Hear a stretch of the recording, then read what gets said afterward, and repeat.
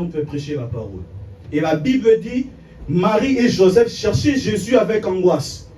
C'est-à-dire avec tristesse, avec douleur. Parce qu'ils se sont sentis irresponsables de laisser l'enfant disparaître comme ça pendant le cours de voyage. Et l'enfant est encore considéré mineur. Parce qu'à l'âge de 12 ans, vous êtes d'accord avec moi que l'enfant est encore mineur. Alléluia. Et pendant qu'ils sont en train de chercher Jésus, Jésus était dans les temples à annoncer la parole de Dieu, parler avec les docteurs de l'écriture. En fait, la raison de la recherche de Marie et Joseph, c'était beaucoup plus basé sur la sécurité de Jésus. Amen. En fait, ils se sont sentis que non, l'enfant ne peut pas rester comme ça 3 jours dehors. C'est nous, les parents, on doit sécuriser l'enfant. Or, la personne qu'ils sont en train de chercher pour la sécurité, il était en train d'annoncer la parole. Parce qu'il savait qu'il est impossible de s'attacher à l'œuvre de Dieu et manquer la sécurité. Est-ce que je parle à une personne? En fait, Jésus savait. À l'âge de 12 ans, regardez la réponse où il donne, je peux relire ce verset, la réponse où il donne à leur père, il dit, à son père et à sa mère, il dit, pourquoi me cherchez-vous? Pourquoi me cherchez-vous? Okay. Ne saviez-vous pas qu'il faut que je m'occupe des affaires de mon père? Pourquoi me cherchez-vous? Ne savez-vous pas que moi je dois m'occuper des affaires de mon père? Amen.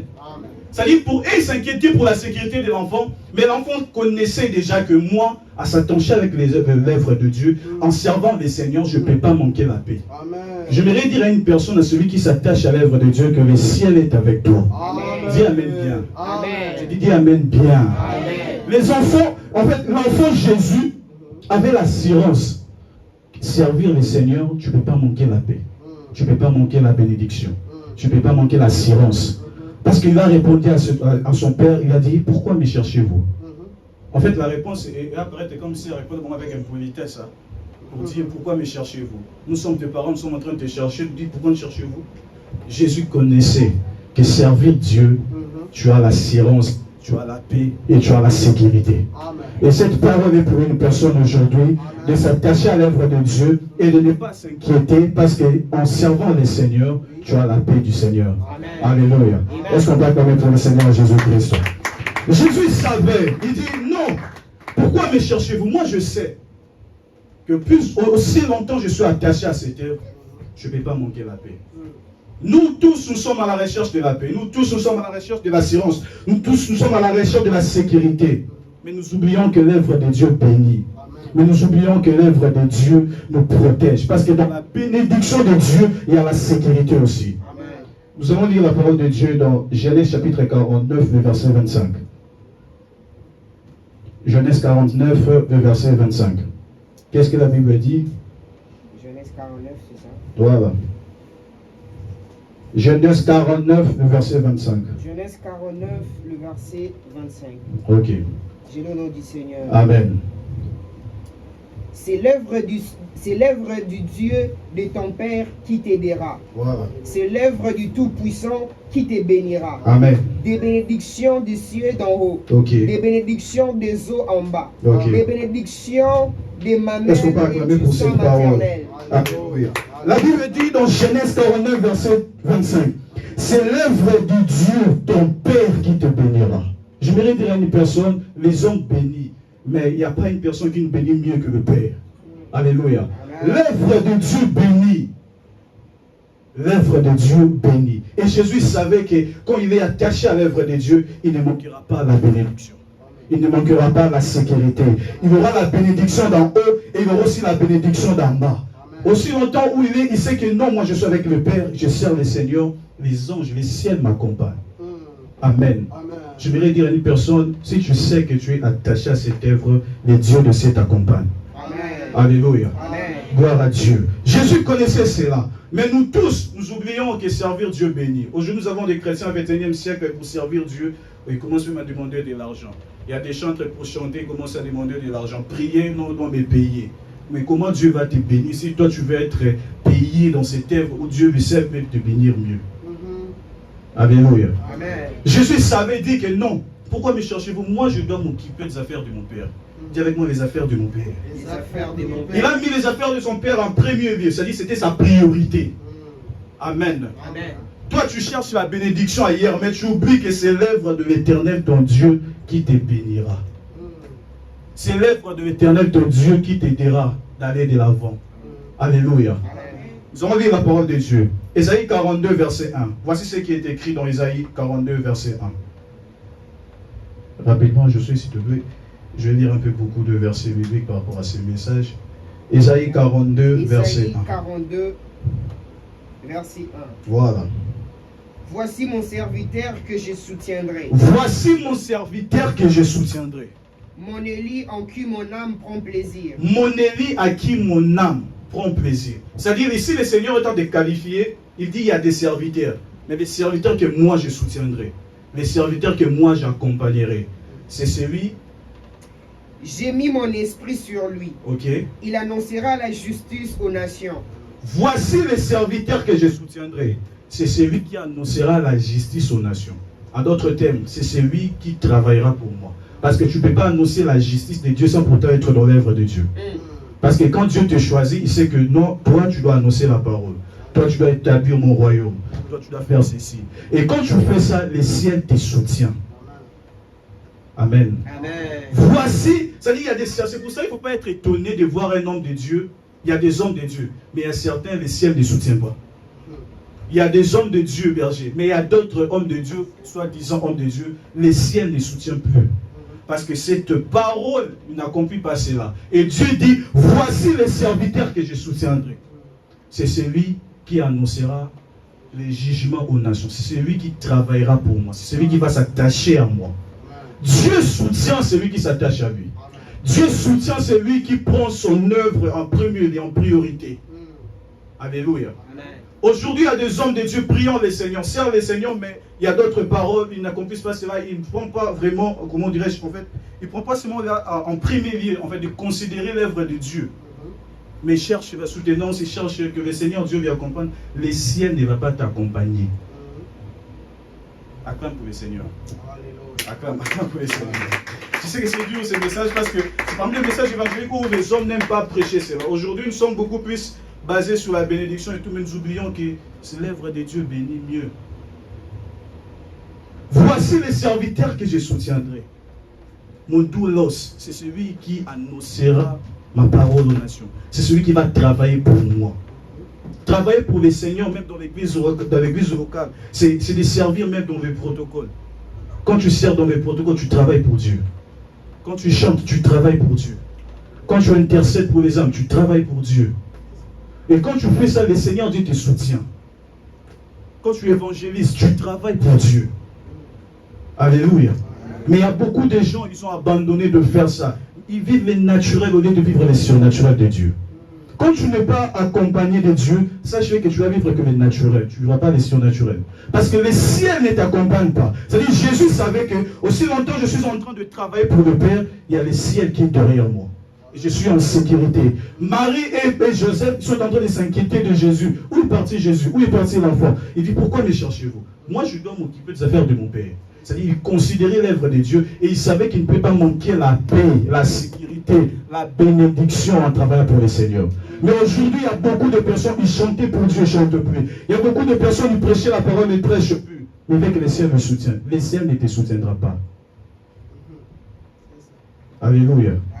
Et c'est dans la vie de ces serviteurs, quand le ciel ne te soutient plus, tu commences à conjuguer ta vie dans les pensées simples. Lorsque je guérissais les malades, lorsque je priais mais pour les malades, lorsque je chantais mais pour les malades. Quand tu sens ce langage-là dans la vie d'un chrétien qui a abandonné de servir Dieu, sache qu'il n'a plus le ciel sur lui.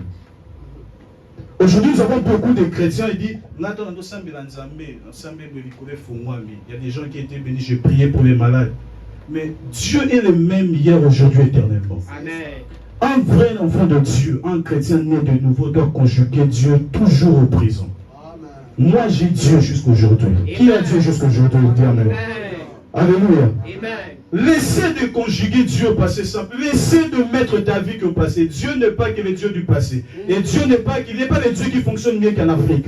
Dieu est le Dieu qui fonctionne partout. Parce qu'il est écrit, tous les mettront à la porte de tes pieds, je te les donne en possession. Et la bénédiction de l'Éternel ne se fera suivre d'aucun chagrin. Elle ne se fait suivre d'aucun chagrin. Quand Dieu te bénit, c'est pourquoi il t'a béni.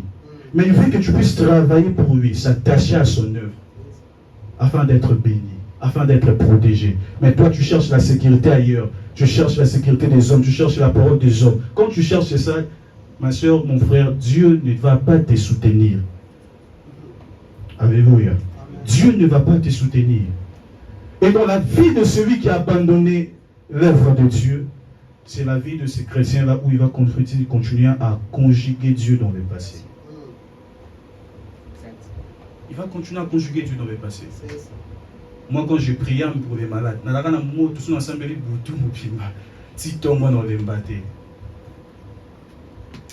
mais aujourd'hui est parti ces faits-là. C'est ça les malades, la maladie qui dérange l'église de l'Europe. Tout le monde conjugue Dieu dans le passé. Moi, quand j'ai été avec le Seigneur, moi, quand je marchais avec le Seigneur, quand je priais pour les malades, or, le Dieu que nous prions, les Alpha Oméga, il est le même hier, aujourd'hui, éternellement. En lui, il ne change pas, il n'y a ni ombre de variation.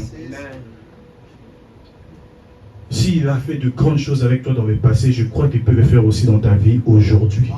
Je ne parle pas de demain, mais je parle d'aujourd'hui. Alléluia.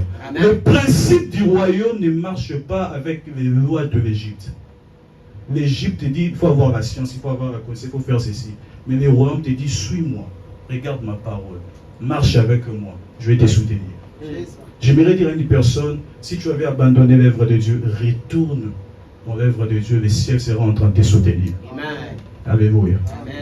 Et si tu soutiens, et si tu marches dans la parole de Dieu, et que tu sers le Seigneur, tu es accompagné avec le ciel, mais tu vois comme si il y a des choses qui ne marchent pas, il y a une parole pour toi. Et cette parole, c'est une prophétie pour la vie d'une personne. Nous allons lire la parole de Dieu. Isaïe 41, verset 10. Isaïe 41, verset 10. Voilà. Isaïe 41, verset 10. Voici le Seigneur, l'Éternel, vient avec... Non, c'est pas ça. C'est 40. Désolé. 41, verset 10. Ne crains rien, car je suis avec toi. Ne promène pas de regard inquiet, car je suis ton Dieu. Je te fortifie, je te soutiens. Je te fortifie, je viens à ton secours et je te soutiens de ma droite triomphante. Alléluia. Cette parole est pour toi. Toi qui sers le Seigneur, mais tu vois comme si les choses ne marchent pas. Tu as besoin de Dieu. Dieu a dit, il est avec toi. Amen. Dis à ton voisin, Dieu est avec toi. Dieu est avec toi. Alléluia. Amen. Ne crains rien, ne regarde, ne promène pas de regard inquiet. Je suis ton Dieu. Amen. Amen. Je dis, lui-même Dieu est en train de dire que moi je suis ton Dieu. Je suis ton Dieu. Il faut croire. Alléluia. C'est-à-dire, aussi longtemps que tu es attaché à l'œuvre de Dieu, tu es attaché à la parole, tu sais, tu marches avec la parole de Dieu, tu sers le Seigneur, Dieu dit, il est avec toi. Amen. Et il te fortifie. Alléluia. Est-ce que tu peux dire merci à Jésus? Dis merci Jésus-Christ. Alléluia. Amen. Dieu est avec toi parce que tu es attaché à son œuvre. Parce que dans la vie, il y a toujours des imprévus, il y a toujours des défis, il y a toujours des choses. Mais quand cette chose-là t'arrive, il faut toujours garder cette parole. Car cette parole, Dieu lui-même nous rassure. Il dit qu'il est avec nous. Amen. Amen. Mais quelqu'un me dira, mais pour travailler pour le Seigneur, enfin je vais devenir pasteur. Non. Dieu nous a appelés pour être d'abord premièrement des disciples. C'est ça. Amen. Amen. Annoncer la parole de Dieu n'est pas que pour les pasteurs, c'est pour quiconque qui croit. Alléluia. Si tu crois à la parole de Dieu, tu peux parler du Seigneur. Si tu crois à la parole de Dieu, tu peux intercéder pour les malades. Si tu crois à la parole de Dieu, tu peux évangéliser. Si tu crois à la parole de Dieu, tu peux travailler dans le protocole, tu peux travailler, tu peux chanter pour le Seigneur. Alléluia. Amen. Maintenant, pourquoi Dieu, premièrement, je vais parler, pourquoi Dieu veut que nous puissions rester, s'attacher à son œuvre? Parce que Jésus avait compris cela. Il a commencé à travailler pour le Seigneur à l'âge de 12 ans. C'est-à-dire, l'âge n'était pas l'obstacle pour qu'il commence à travailler pour Dieu.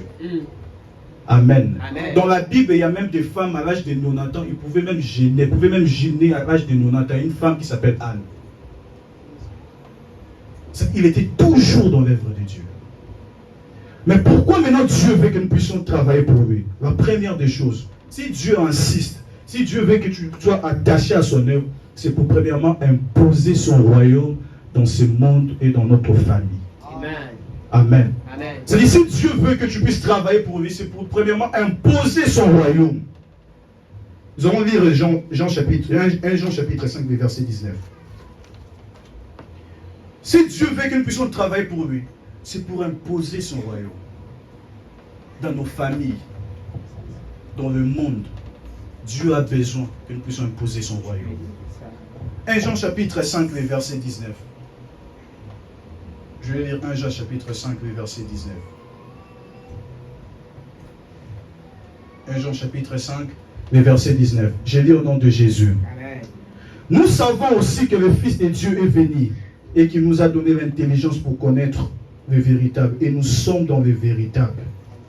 À son Fils Jésus-Christ. C'est lui qui est le véritable Dieu. Alléluia. Amen. C'est lui qui est le véritable Dieu.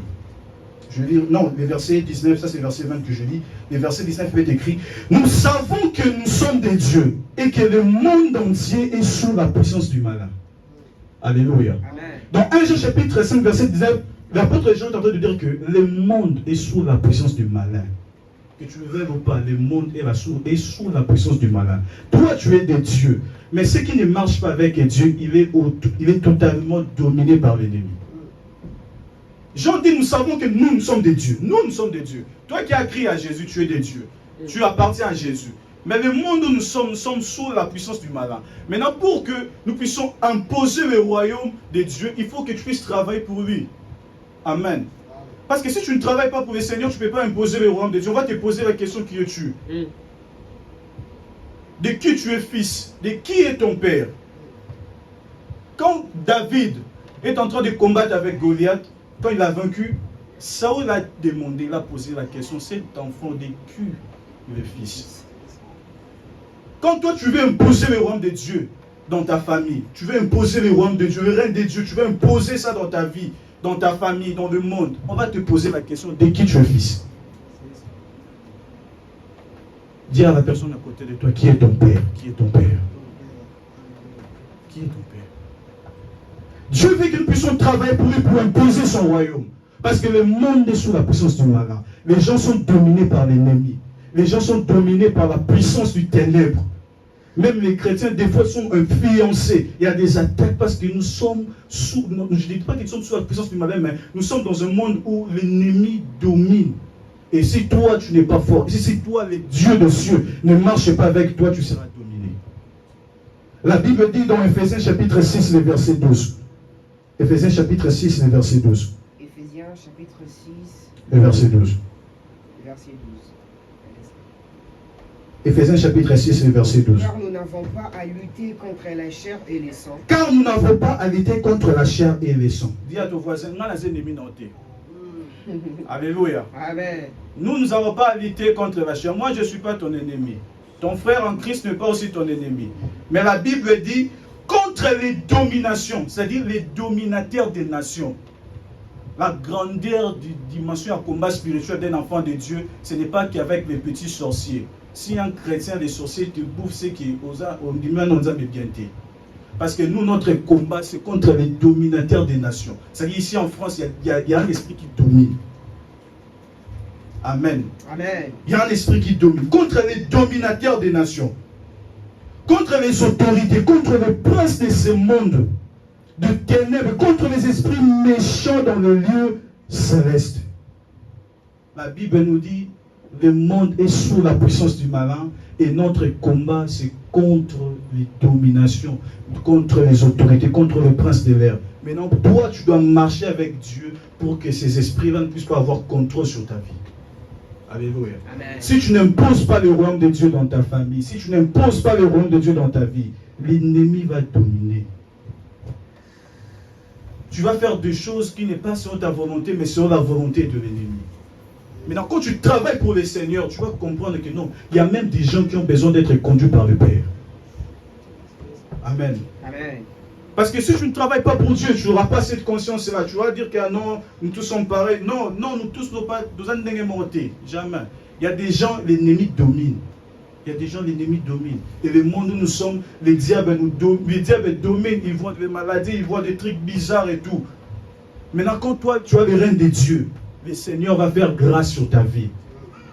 Tu ne vas pas vivre la volonté de l'ennemi, mais tu vas vivre la volonté de Dieu. Amen. Alléluia. Amen. Imaginez aujourd'hui, il y a même des maladies qui sont propagées et tout. Il y a de pestes, il y a même des signaux, des variole, des singes et tout. Vous avez déjà entendu parler de ça, il y a des trucs et tout. Mais c'est l'ennemi. Si dans ta vie, les dieux des cieux ne marchent pas avec toi, il faut que Dieu puisse marcher avec toi. Il va te protéger. Il faut que les règnes de Dieu soient dans ta vie.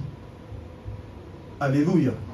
Il faut que dans ta famille, Dieu domine. Il faut que dans ta vie, le Seigneur soit au contrôle de toutes choses. Quand tu es au contrôle de toutes choses dans ta vie, dans ta famille, c'est par là que tu seras en train de vivre la volonté du Père. Amen. Alléluia. Amen. Et la deuxième des choses, si Dieu veut que nous puissions travailler pour lui, c'est pour que nous puissions vivre sa volonté, sa bénédiction sensible.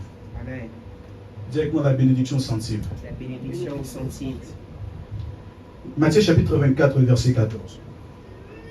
Matthieu chapitre 24, verset 14. 14? Oui, 24, verset 14. Cette bonne nouvelle du royaume sera prêchée dans le monde entier. Tu m'as dit 24 et 14. Chapitre 24, verset 14. Matthieu. Ouais, je suis dans le bon, c'est ça. Pour servir de témoignage à toutes les nations, alors viendra la fin. Ok. Attends, je vais prendre encore d'autres versets. Matthieu chapitre 4, verset 14. Non, Matthieu chapitre 19, le verset 27. C'est ça? 19, 27. Voilà. Matthieu chapitre 19, le verset 27. Voilà. Pierre prenant alors la parole. Lui dit. Voici, nous avons tous quitté. Voilà. Et nous t'avons suivi. Ok. Que sera-t-il pour nous? Jésus leur répondit. Voilà. Je vous l'ai dit en vérité. Ok. Quand les fils de l'homme au renouvellement de toutes choses sera assis sur le trône de sa gloire. Vous qui m'aviez suivi, vous serez de même assis sur les 12 trônes et vous jugerez les 12 tribus d'Israël. Le verset 29. Et quiconque aura quitté à cause de mon nom ses frères, ou ses sœurs, ou son père, ou sa mère, ou sa femme, ou ses enfants, ou ses terres, ou sa maison, recevra au centuple, héritera la vie éternelle. Alléluia. Amen. Dieu dit, si tu t'attaches à moi. Ici, Pierre est en train de poser la question à Jésus. Seigneur, moi, j'ai mon entreprise. Je travaille à la pêche. Maintenant, en fait, ce verset était mal expliqué aussi par certains prédicateurs de dire que de tout abandonner pour l'œuvre de Dieu. Parce qu'il y a certains qui ont abandonné même les études pour l'œuvre de Dieu. Il y a certains qui ont abandonné les enfants, la famille pour l'œuvre de Dieu. Or, c'est pas ça. En fait, ici, Dieu est en train de parler sur l'amour. C'est-à-dire, l'œuvre de Dieu doit être la priorité de toutes choses dans ta vie. Alléluia. Et Dieu dit, si tu quittes tout, si tu abandonnes tout là, tu dis que ça, c'est l'œuvre de Dieu, je dois prendre ça en considération. Tout ce que tu as besoin, tu auras ça au centime. Amen. Amen. C'est pour ça, moi, dans ma vie, je ne suis jamais étonné de voir un homme de Dieu être béni. Parce que je sais, parce qu'il est attaché à l'œuvre de Dieu, le Seigneur Dieu lui rémunère ce qu'il veut. Amen. Et la Bible dit, si tu abandonnes tout ce que tu as, ce n'est pas abandonner ça, ce qui est côté, non. C'est que tu as ça, mais l'œuvre de Dieu est le premier de tout. Amen. Amen. Parce que c'est ce que nous cherchons. Nous cherchons à gagner, à acheter du terrain, à vivre avec nos familles, tout ça. Dieu sait. Mais il dit, si tu me suis d'abord, moi d'abord. C'est pour ça que tu vas voir, il y a des gens qui travaillent, après le travail, il vient, il prie, il rentre à la maison. Tu vas dire, mais comment il fait ça? Non, il sait pourquoi il est en train de s'attacher à l'œuvre de Dieu. Amen. Et s'attacher à l'œuvre de Dieu, si le Seigneur Dieu insiste à ce que nous puissions s'attacher à lui, c'est pour vivre sa bénédiction sensible. Dieu a besoin de te bénir, mais il veut aussi que tu puisses s'attacher à lui dans son œuvre, travailler pour le Seigneur. Amen. Alléluia. Est-ce qu'on peut acclamer pour la parole de Dieu? Acclame la parole de Dieu. Alléluia. Il dit, quiconque aura quitté à cause de mon nom. Ici, on lui dit que quiconque aura quitté, ce n'est pas que les pasteurs qui sont bénis. Même toi, tu peux être béni si tu travailles dans le Seigneur. Alléluia. Quiconque aura quitté à cause de mon nom ses frères ou ses sœurs, ou son père, ou sa mère, ou sa femme, ou ses enfants, ses terres, C'est-à-dire que l'œuvre de Dieu, ici le pensée, c'est beaucoup plus sur l'amour. L'amour de l'œuvre de Dieu. L'amour de travailler pour le Seigneur. L'amour de s'attacher à l'œuvre de Dieu. Ce n'est pas que tu abandonnes ce que tu fais, mais tu sais que même si tu as ça, mais Dieu d'abord. Amen. Amen. Et quand tu sais que Dieu d'abord, sache-le que tu seras béni. Dieu va te bénir au centime. Je prie avec un homme, il travaille avec ma tête à Pogno. Cet homme, ce qui ressemble à Nzamba, il faut bambolangai, Nzambe nangai. Mais cet homme il est béni. Il est déjà béni, mais il est toujours Nzambe nangai. Parce que je sais que Dieu d'abord, après d'autres choses après. Alléluia. Amen. Dieu d'abord. Dieu a besoin de te bénir. Dieu a besoin de t'amener très loin. Mais il faut considérer d'abord son œuvre. Et quand tu considères son œuvre, les ciels t'accompagnent. Quand tu considères son œuvre, Dieu t'aide. Et tu es béni. Il y a beaucoup de gens aujourd'hui, les chrétiens, nous sommes 2,2 milliards dans le monde. Mais dans ces 2,2 milliards dans le monde, on ne domine pas dans toutes les sphères du domaine dans la vie. Vous allez voir un musulman, moi je suis allé acheter quelque chose dans l'exotique, moi je suis côté musulman et Sambia. Oh, je suis allé acheter Sambia. Aboui pena. Aboui, aboui. Abina Sambia nan. Après on s'occupe de ciment. C'est pour cela qu'ils sont bénis. C'est pour cela qu'ils dominent aussi. Parce qu'ils considèrent nous ça en avant. Nous aussi les enfants de Dieu. On doit considérer l'œuvre de Dieu. Alléluia. On doit considérer l'œuvre de Dieu. Tu travailles bien, mais il faut que l'œuvre de Dieu soit la priorité de ta vie. Au ciel, nous serons des anges. Et Dieu va te poser la question, qu'est-ce que tu as fait pour moi? Au ciel, il n'y a pas de famille. Au monde, il n'y a pas d'ange. Dieu a besoin qu'une personne travaille pour lui. Il a besoin qu'une personne pose son royaume, travaille pour lui afin d'être béni en centime. Et la troisième des choses, si Dieu veut qu'une personne travaille pour lui, c'est pour nous donner les cœurs de compassion. Amen. Amen. Tous les chrétiens n'ont pas ce cœur de compassion. Alléluia. C'est par là que je vais prêcher encore ma parole. Tous les chrétiens n'ont pas le cœur de compassion. Matthieu chapitre 9, verset 37. 9, verset 37. Matthieu chapitre 9, verset 37. Matthieu chapitre 9, verset 37. Voilà. Alors il dit à ses disciples. La moisson est grande. La moisson est grande. Mais il y a peu d'ouvriers. Je continue. Oui. Priez donc le maître de la moisson d'envoyer des ouvriers dans sa moisson. Voilà. Ici, le Seigneur Dieu est en train de travailler. Il prêchait, il parcourait toutes les villes et les villages. En prêchant la parole, il a vu qu'il y avait des gens qui manquaient de brebis, il manquait de conducteurs. Il a dit, la moisson est grande. En fait, la moisson ici, c'est l'image du monde. Amen. Amen. Et Dieu dit, la moisson est grande, mais il y a peu d'ouvriers. Je vous le dis en vérité, mes frères et sœurs, dans ce monde ici, détrompez-vous qu'il y a beaucoup de pasteurs. Non, il n'y a pas beaucoup de pasteurs. Dieu a toujours besoin de personnes qui vont envoyer pour aller travailler pour lui. Alléluia. Amen. Si toi tu ne vas pas aller là-bas, il faut même prier le Seigneur, intercéder. Dans l'église, ce n'est pas que les prières de berger, soit les prières de mon frère Josué. Non, ta prière aussi peut faire quelque chose afin que les âmes soient gagnées. Amen.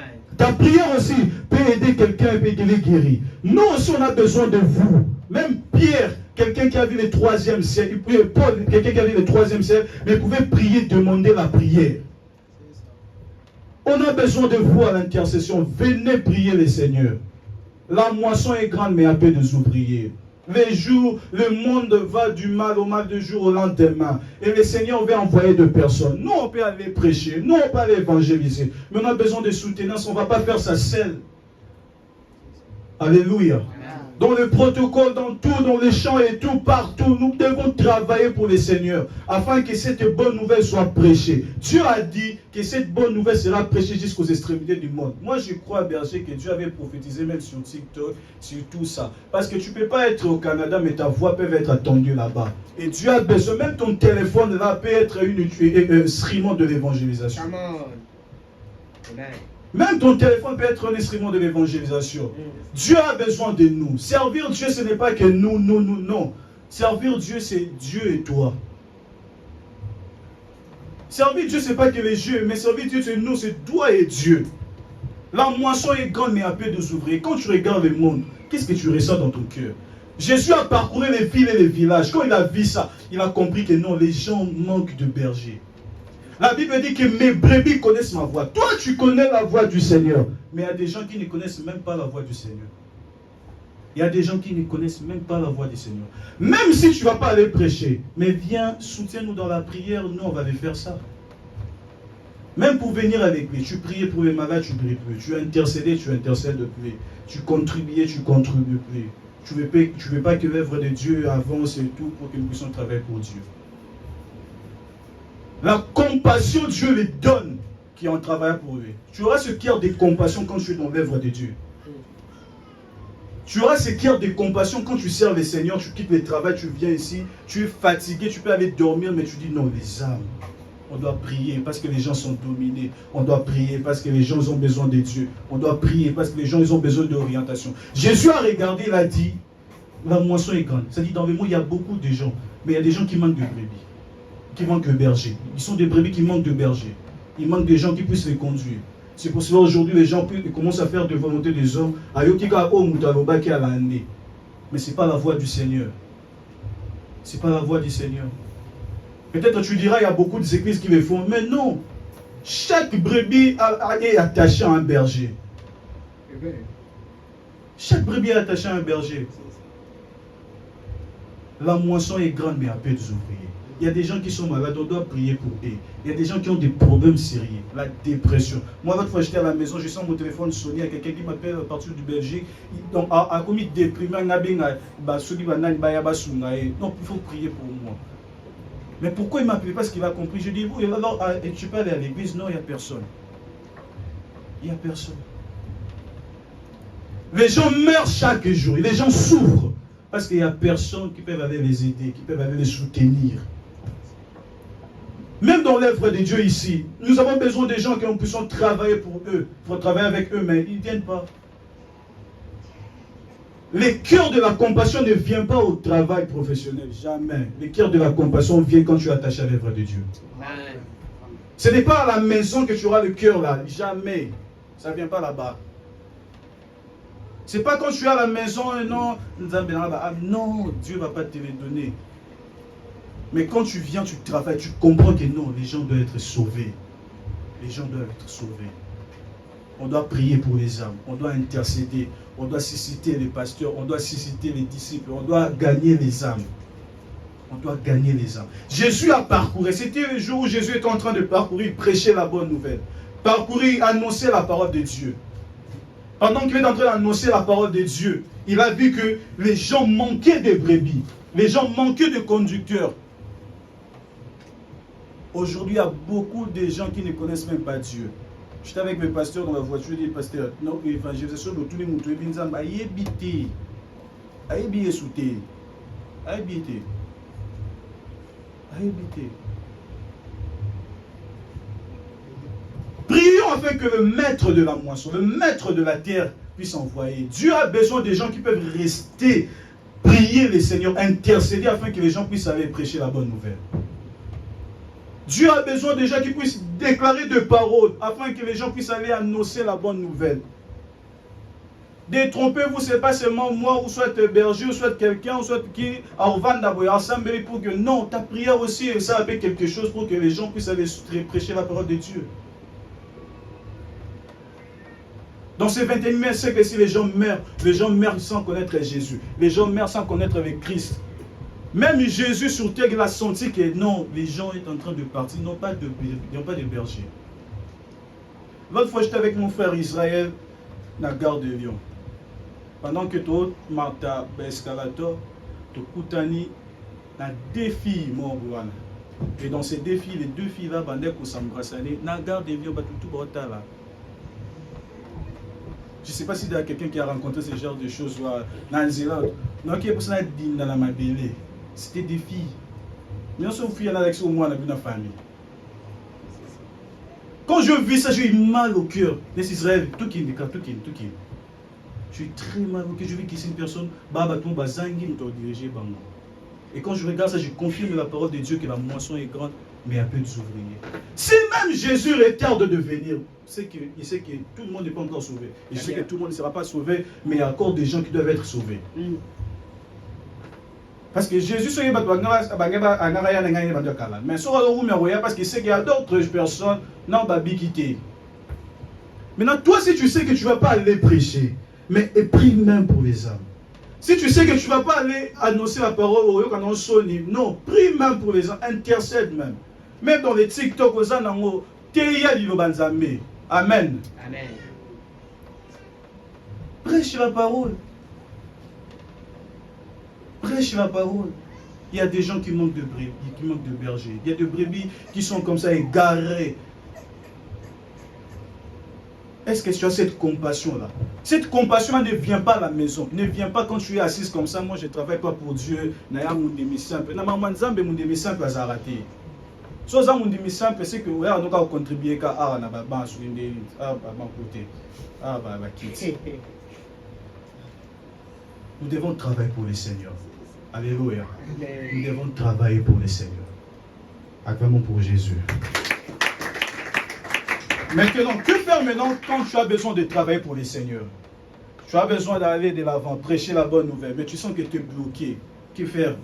Quand tu es empêché par l'ennemi, tu es à la culpabilité, tout ça, tu as besoin vraiment de travailler. Que faire? La première des choses de ce que tu vas faire, tu vas prier le Seigneur et demander l'assurance. Amen. Amen. Acte chapitre 4, verset 29 à 31. Acte chapitre 4. Acte chapitre 4. Oui. Acte chapitre 4, verset 29 à 31. Verset 29. Voilà. Le verset 29. Et acte chapitre 4, verset 29 à 31. Voilà, c'est ça. Et maintenant, Seigneur, vois leur menace.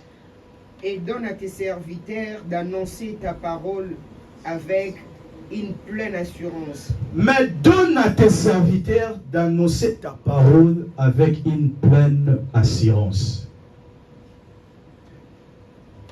En étendant ta main pour qu'il s'efface des guérisons, des miracles et des prodiges.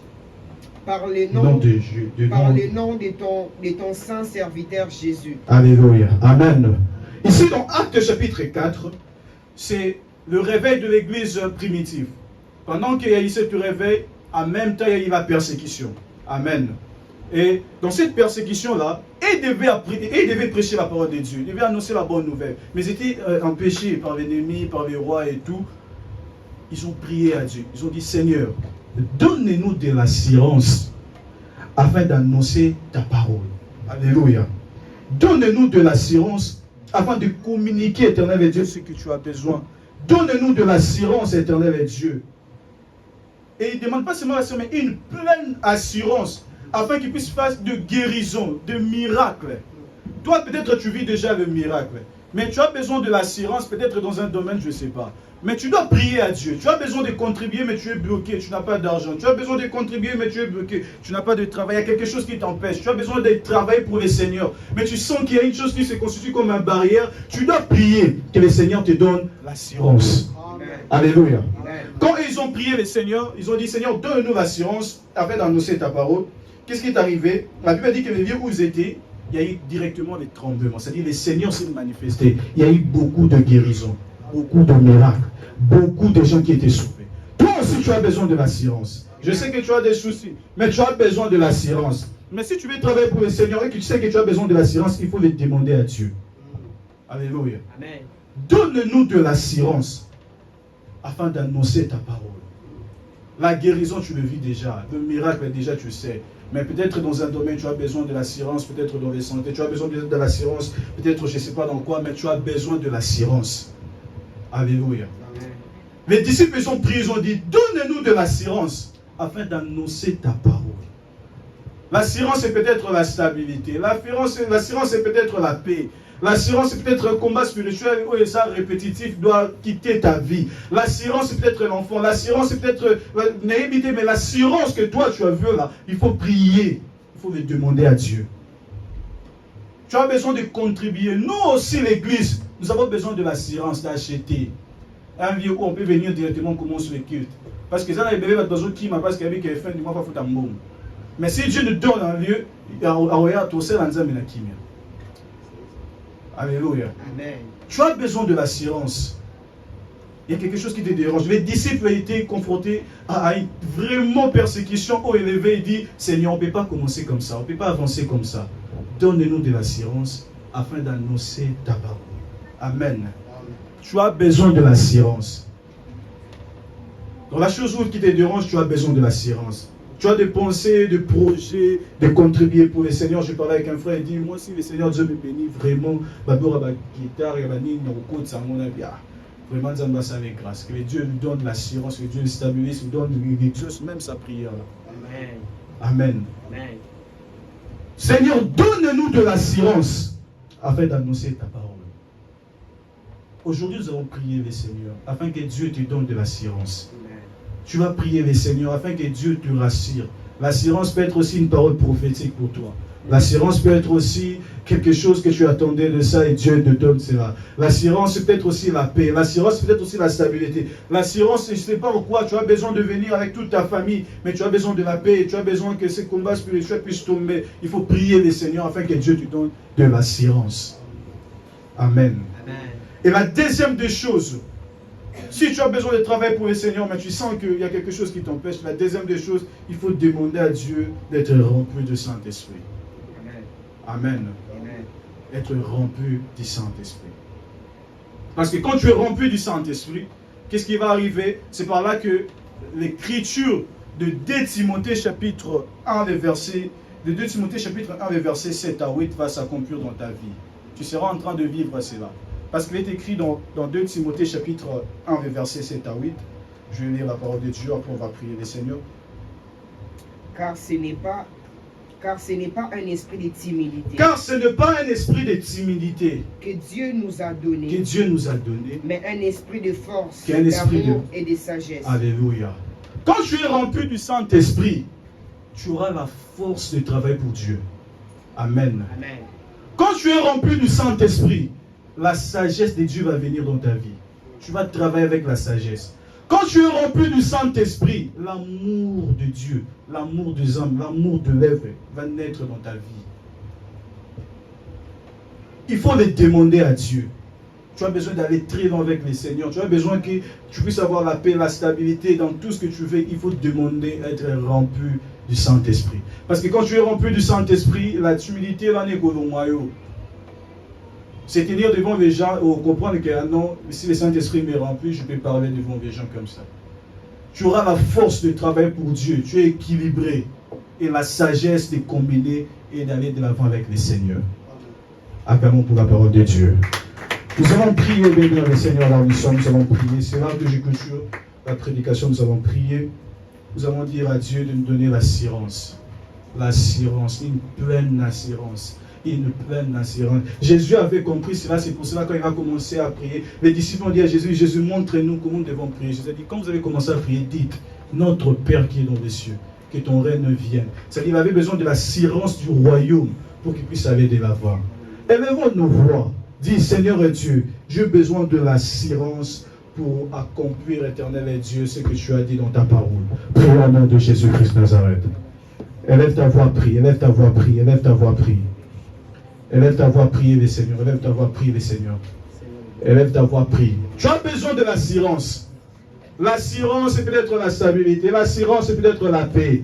L'assurance, c'est peut-être la guérison. Tu as besoin de l'assurance. Tu as besoin de l'assurance. La Bible dit que les disciples, ils ont vu que la persécution était grande. Ils ont dit, Seigneur, donne-nous de l'assurance. Donne-nous de l'assurance. Donne-nous de l'assurance. Donne-nous de l'assurance.